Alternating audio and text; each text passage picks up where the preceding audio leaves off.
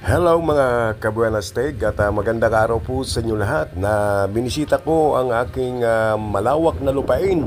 Ayan, at itong malawak na lupain ko na ito ay pinataniman ko ng mga iba't ibang gulay. Gulay kagaya ng pitsay, kagaya ng sibolyeno at may mga pakwan pa tayo dyan. Ayan mga pinapatanim ko. Ayan ang ating mga manggagawa, ang masisipag.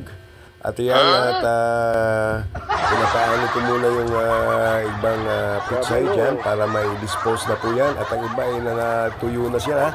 At kung makikita niyo po ang kagandahan at lawak ng aking taniman, yan po ay kayo po ang makikinabang yan at lahat yan ay pamimigay ko lang sa inyo. Kaya manood na kayo dito sa aking entry vlog.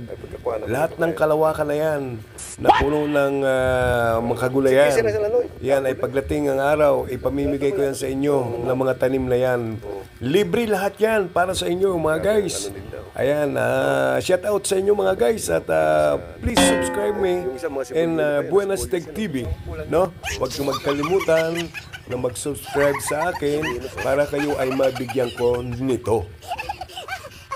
Okay mga guys, nakita nyo na po at ang ganda talaga ng pinapakita ko sa inyo.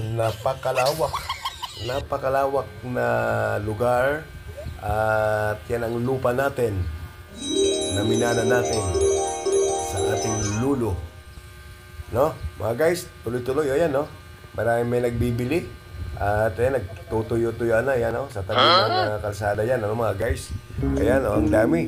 Ang daming tanim na pizza na yan. At pag nawala ng pizza na yan, muli naman, papalitan naman natin ng ibang gulay na tatanim yan. Okay, thank you so much.